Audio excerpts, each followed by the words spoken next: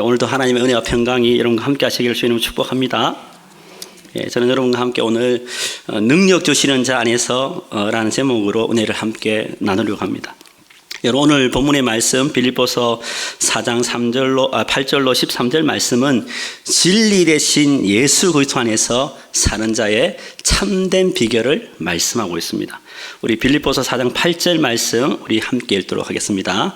같이요, 시작. 형제들아, 무엇에든지 참되며 무엇에든지 오르며 무엇에든지 정결하며 무엇에든지 사랑받을 만하며 무엇에든지 칭찬받을 만하며 무슨 덕이 있든지 무슨 기림이 있든지 이것들을 생각하라. 아멘. 그럼 바울은 빌립보서 4장 8절에서 끝으로 형제들아 이렇게 말씀합니다. 여러분, 끝으로라는 단어로 빌립보서 4장 8절은 시작하고 있습니다.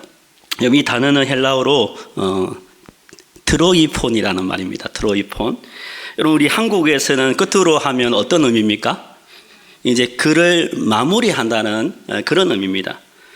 그런데 여기 나오는 헬라어로 트로이폰이라는 말은 두 가지로 사용될 수 있습니다. 한 가지는 새로운 주제로 넘어갈 때 쓰는 단어가 이 트레이폰입니다. 또 한 가지는 서론을 이야기하다가 본론으로 들어가서 정말 중요한 이야기를 하기 위해서 강조하는 말로 쓰입니다. 그럼 여기서 4장 8절에서 쓰이는 용례는 뭐겠습니까? 바울이 성도들에게 정말 강조해서 하고 싶은 말을 할 때 쓰는 그 의미로 이 끝으로라는 말이 쓰이고 있습니다. 바울은 빌립보 성도들에게 4장 8절에서 성도가 이 땅에 살아가면서 갖춰야 할 덕목에 대해서 말씀하고 있습니다. 바울은 빌립보 교회 성도들에게 첫째로 어떻게 살아가라고 말씀합니까? 참되게 살아가라고 말씀합니다. 바울은 빌립보 성도들에게 무엇보다 무엇이든지 참된 것을 생각하고 마음에 채워 넣으라고 말씀하고 있습니다. 여러분, 우리가 살아가는 시대는 가짜가 판치는 세상, 거짓이 왜곡되는 세상입니다. 그래서 방송을 보고 인터넷을 보면 너무도 자극적인 것으로 도배되어 있습니다. 우리 오늘 권사님이 기도했던 것처럼 지금 팔레스타인과 이스라엘이 전쟁을 하고 있습니다. 그런데 그 전쟁의 본질로 들어가지 않고 몇 명이 죽었다더라, 몇 명이 인질로 끌려가고 있더라, 그렇게 자극적인 뉴스가 난무합니다. 사람들은 본질에 접근하기보다는 오직 가시거지를 찾기에 분주합니다. 그런 세상 속에 살아가는 성도들에게 필요한 것이 있다면 바울은 참된 것을 마음에 두고 살아가야 한다고 말씀합니다. 바울은 성도들이 진리 대신 예수 그리스도 안에 뿌리를 내리고 하나님과 사람 앞에서 진실한 삶을 살아갈 것을 말씀하고 있습니다. 여러분, 대한 독립을 꿈꿨던, 그래서 이 나라를 위해 삶을 들였던 도산 안창호 선생님이 이런 말을 하셨습니다. 혹시 PPT 있습니까? 아하, 거짓이여, 너는 이 내 나라를 죽인 원수로구나. 내 평생에 죽어도 거짓말을 하지 아니하리라. 여러분, 도산 안창호 선생님은 신실한 그리스도인입니다. 도산 안창호 선생님은 정직을 삶의 제일로 여기며 평생을 사셨습니다. 그는 내 나라를 죽인 원수를 거짓말이라고 얘기합니다. 거짓말과 거짓 행식이 이 나라의 망국의 수치를 걷게 한 원인이라고 말하고 있습니다. 그럼 성도의 삶을 무엇보다 정직해야 될 줄로 믿습니다. 여러분, 성도의 삶은 거짓이 없어야 됩니다. 여러분, 왜 성도가 진실해야 됩니까? 정직해야 됩니까? 여러분, 온수 마귀는 거짓말장입니다. 여러분, 성도의 삶은 말과 생각과 행동이 일치를 이루어야 됩니다. 이것이 성도의 온전한 삶입니다. 바울은 성도들이 이 땅에 살아갈 때 예수 그리스도의 뿌리를 내린 참된 진실한 삶을 살아가라고 말씀하고 있습니다. 바울은 또한 빌립보서 4장 8절에서 무엇이든지 뭐 하라고 말씀합니까? 경건하며. 예. 여러분, 경건이 무엇입니까? 여러분, 경건은 헛된 것을 추구하지 않는 것입니다. 뭐라고요? 헛된 것을 추구하지 않는 것입니다. 경건은 하나님 앞에 가치 있는 것을 마음에 채우는 것입니다. 성도는 무엇보다 경건한 삶을 추구해야 될 줄로 믿습니다. 큐티, 기도, 말씀. 바울은 빌립보 성도들에게 예수 그리스도에 기초한 경건함을 추구하며 살아갈 것을 성도들에게 말씀하고 있습니다.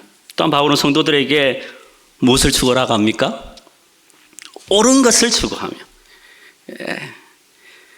여러분, 바울이 말하는 옳은 것은요, 하나님으로부터 옳다 인정함을 받는 것입니다. 여러분, 성도는 하나님의 의를 닮아가는 자입니다. 믿습니까? 무엇이든지 옳게 하려고 노력해야 됩니다. 그래서 꼼수 쓰면 안 됩니다. 편법 쓰면 안 돼요. 바르게 하려고 노력해야 됩니다. 그렇게 살아갈 것을 말씀하고 있습니다. 바울은 또 성도들에게 어떻게 살아가라고 말씀합니까? 정결하게 살아가라 합니다. 정결. 여러분, 정결은 도덕적으로 죄 없고 정숙하며 순수하고 깨끗한 상태를 말합니다. 우리가 성도가 추구해야 될 것은 거룩임을 믿으시기를 바랍니다. 레위기 19장 1절로 2절에서 보면 하나님께서 모세에게 이런 말씀하십니다. 우리 같이 한번 읽어볼까요? 같이요. 시작. 여호와께서 모세에게 말씀하여 이르되 너는 이스라엘 자손의 온 회중에게 말하여 이르라. 너희는 거룩하라. 이는 나 여호와 너희 하나님이 거룩함이니라. 아멘.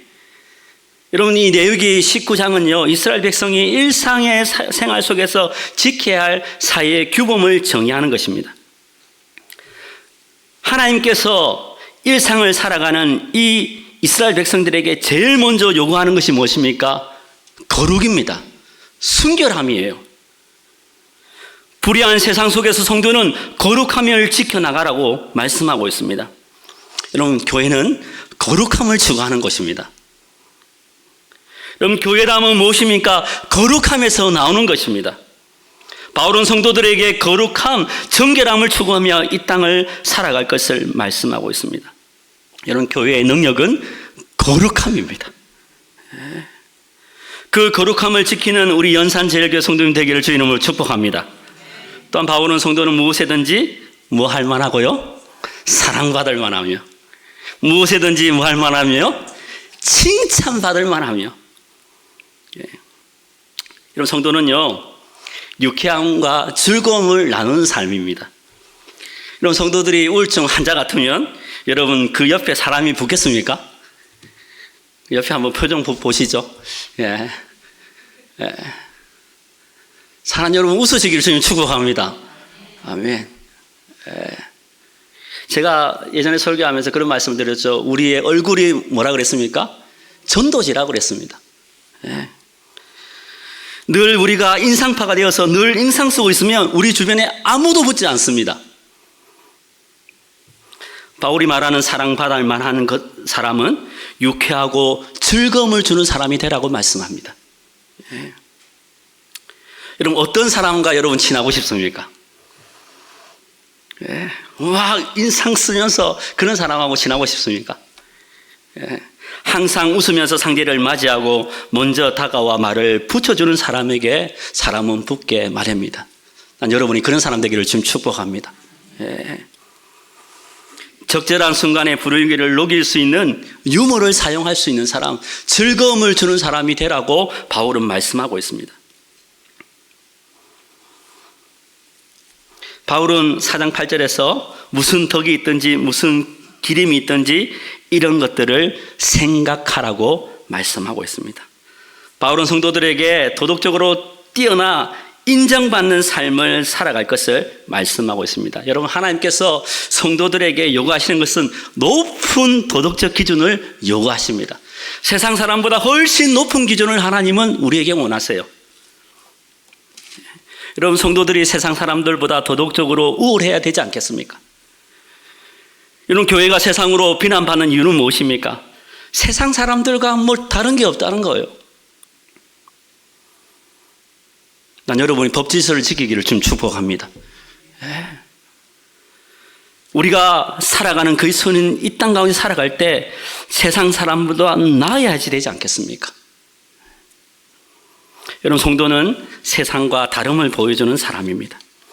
바울은 빌립보 성도들에게 이 땅을 살아가면서 참되고 거룩하며 옳으며 정결하며 사랑스럽고 칭찬받을 만하며 덕이 되는 삶을 살아갈 것을 말씀하고 있습니다. 바울은 이 모든 것을 다 마음에 생각하라, 마음에 꼭 간직하고 살아라, 그렇게 말씀하고 있습니다. 그러면서 바울은 빌립보서 4장 9절에서 이렇게 말씀합니다. 우리 9절 말씀 우리 같이 읽겠습니다. 같이요, 시작. 이는 내게 배우고 받고 듣고 본 바를 행하라. 그리하면 평강의 하나님이 너희와 함께 계시리라. 아멘.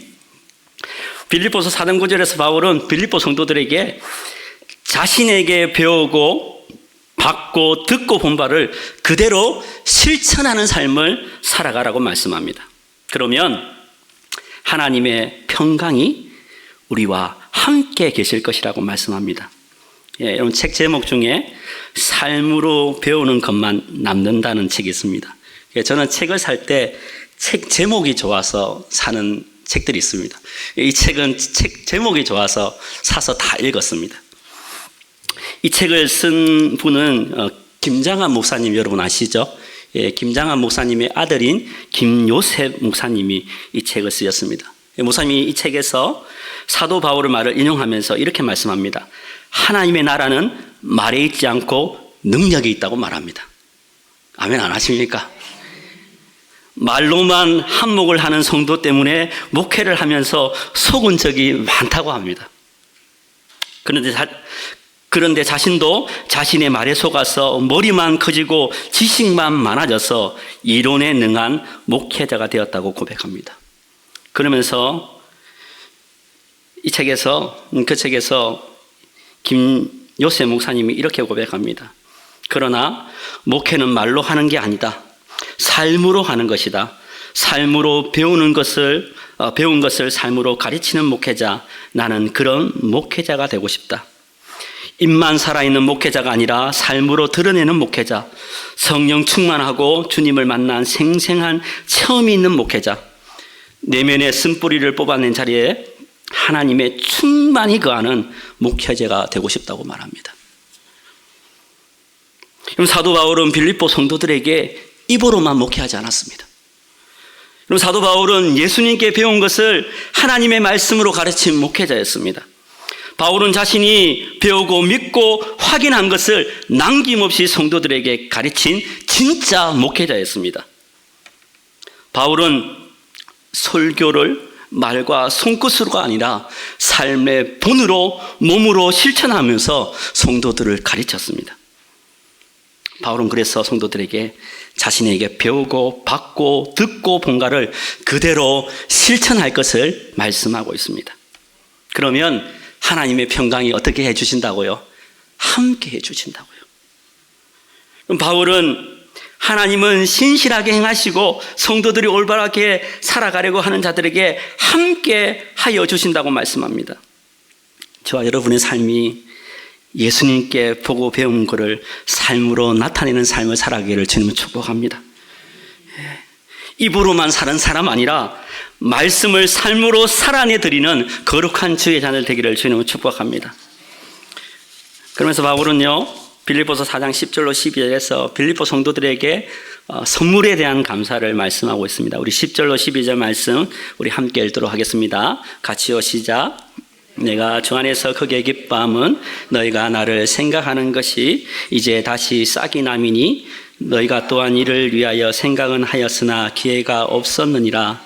내가 궁핍함으로 말하는 것이 아니라 어떠한 형편에서든지 나는 자족하기를 배웠노니 나는 비천에 처할 줄도 알고 풍부에 처할 줄도 알아.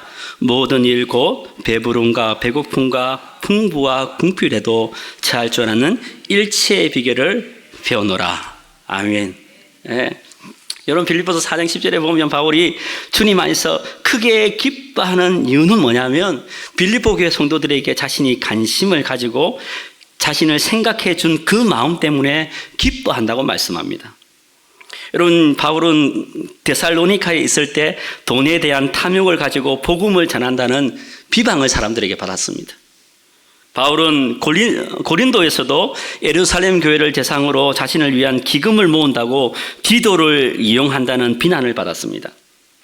그런 이유 때문인지 바울은 보수를 받지 않고 순수 일을 하면서 복음을 전했습니다.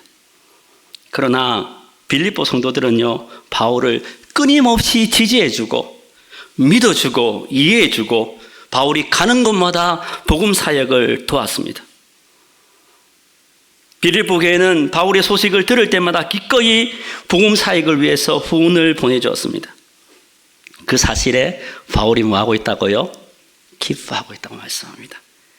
예.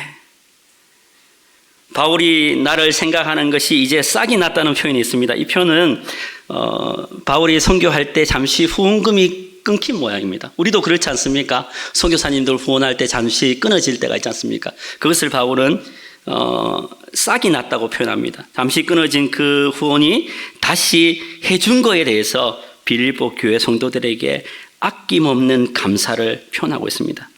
그러면서 바울은요, 그 사랑을 잠시 끊어진 그 사랑에 대해서 보여줄 기회가 없었기 때문에 그렇게 되었다고 빌립보 성도들을 변호하고 있습니다. 그러면서 빌립보서 4장 11절에서 바울이 빌립보 성도들에게 변호하는 것은 자신이 부족한 것이 있어서 하는 것이 아님을 밝히고 있습니다. 우리 11절 다시 한번 읽겠습니다. 같이요, 시작. 내가 궁핍함으로 말하는 것이 아니라 어떠한 형편에서든지 나는 자족하기를 배웠노니. 여러분 바울은 복음을 전하면서 너무도 가난한 삶을 살아갔습니다. 빌립보 교회 성도들로부터 도움이 절대적으로 필요했습니다. 그러나 바울은 자신이 어떠한 형편에 있었는지 뭐 하기를 배웠다고요? 자족하기를 배웠답니다. 여러분 자족이 무엇입니까? 자족은 스스로 만족하는 상태를 말합니다. 예. 바울은 빌립보 성도들에게 구차하게 구걸하거나 도움이 필요하다고 말하지 않습니다. 그리고 아무 이유 없이 후원금을 받고 싶지 않다고도 말합니다. 바울은 분명 가난한 처지에 놓여 있었습니다. 절대적으로 누군가의 도움이 필요했습니다. 그러나 바울은 어떤 상황에도 스스로 만족함을 배웠기 때문에 빌립보 성도들이 도움이 끊어진 그 상태에서도 성도들을 원망하거나 그것에 대해서 연연하지 않았습니다. 여러분 바울의 그 힘은 무엇일까요? 어떤 상황, 어떤 형편에서도 자족하는 법, 만족하는 법을 배웠기 때문이라고 말씀합니다. 여러분 자족은 그냥 일순간에 이루어지는 게 아니라 과거로부터 오랜 동안 자기가 경험하고 배운 것을 이루어지는 것이 자족입니다. 오늘날 우리가 살아가는 시대는 돈이 곧 힘이고 권력인 세상입니다. 여러분 돈으로부터 누구도 자유할 수 없습니다. 돈으로부터 자유하려고 그러면 엄청난 용기와 믿음이 필요합니다. 저희 아들이 요즘에 그 진로 때문에 고민을 하는데요. 자기가 농사를 짓겠답니다. 왜 그런지 모르겠지만 스스로 자급자족하는 삶을 주님 오실 때가 다 돼가니까 그렇게 얘기합니다.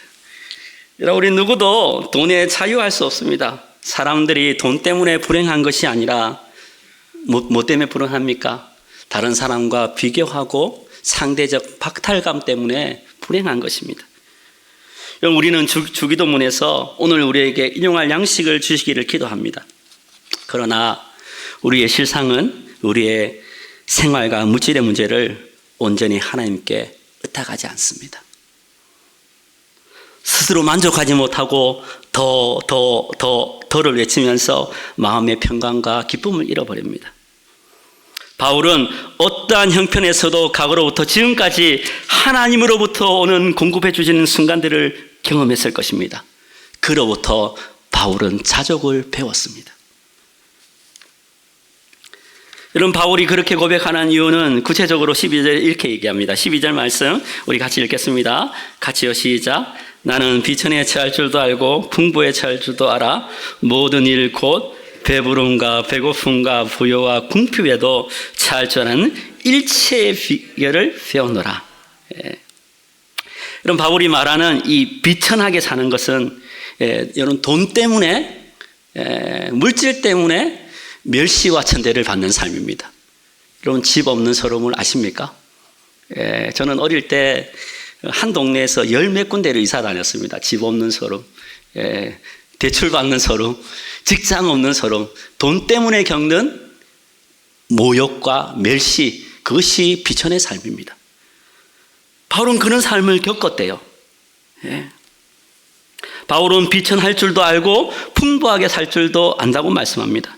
여러분 이 본문을 이해하기에 가장 적합한 말씀이 고린도후서 11장 23절로 27절 말씀입니다.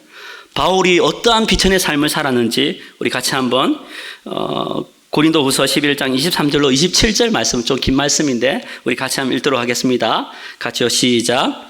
너희가 그리스도의 일꾼이나 정신없는 말을 하거니와 나도 더욱 그러하도다. 내가 수고를 넘치도록 하고 옥에 갇히기도 더 많이 하고 매도 수없이 맞고 여러 번 죽을 뻔하였으니 유대인들에게 40에 하나 강한 매를 5번 맞았으며 3번 태장으로 맞고 1번 돌로 맞고 3번 파선하는데 일주일을 기품에서 지냈으며 여러 번 여행에 강의 위험과 강도의 위험과 동족의 위험과 이방인의 위험과 시내의 위험과 강야의 위험과 바다의 위험과 거짓 형제 중에 위험을 당하고 또 수고하고 애쓰고 여러 번 자지 못하고 줄이며 목마르고 여러 번 굶고 춥고 헐벗었노라. 가슴이 찢어지지 않습니까? 바울은 복음을 전하면서 줄이고 목마르고 부족함을 수없이 경험하였습니다. 죽을 고비도 여러 번 넘겼습니다.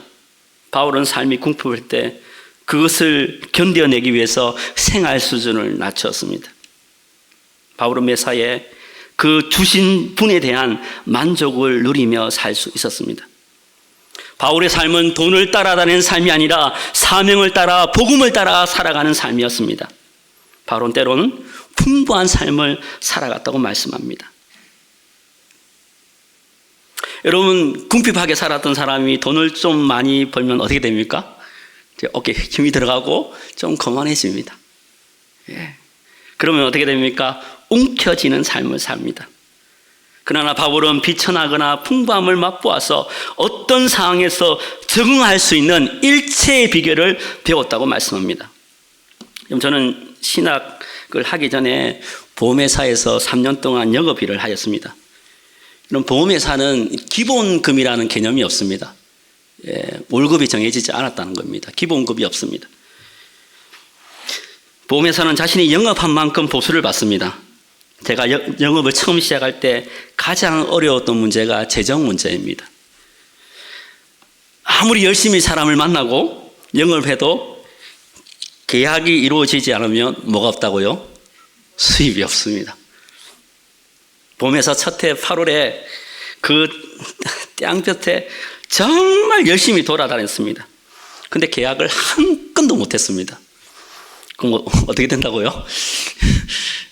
제 통장에 5,000원 찍혔습니다. 여러분 통장에 5,000원 찍혀보셨습니까? 영업이 잘 되는 날은 기분이 좋고 영업이 안 되는 날은 우울증 환자같이 그렇게 있는 거예요. 롤러코스터 같은 삶을 살아갑니다. 보험회사를 하면서 보험영업을 하면서 제가 누렸던 것은 뭐냐면 잘할 때도 있었죠. 그러면서 없으면 없는 대로 있으면 있는 대로 그렇게 버티는 법을 그 영업을 하면서 배웠습니다.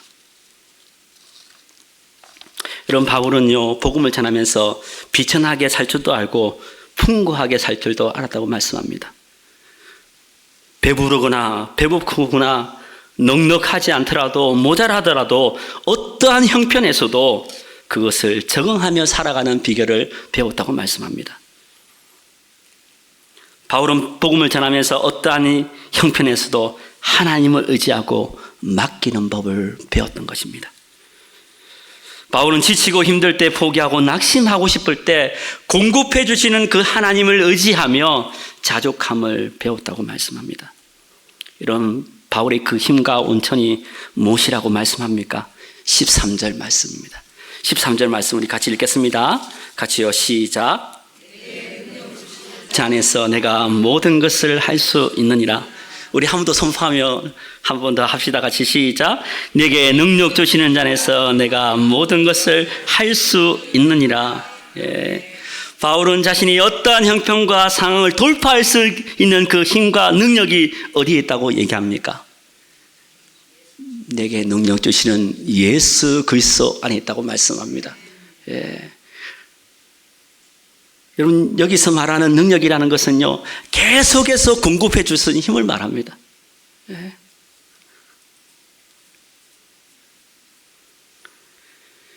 그리스도를 통해서 내면을 통제받는 능력을 얻었다고 말씀합니다. 바울은 그리스도께서 계속적으로 공급해 주신 그 힘에 말미암아 모든 것을 할 수 있다고 고백하고 있습니다. 오늘날 교회는요, 돈이 없어서 힘이 없어서 주의 일을 하지 못하는 것이 아닙니다. 무엇이 없어서 일을 하지 못합니까?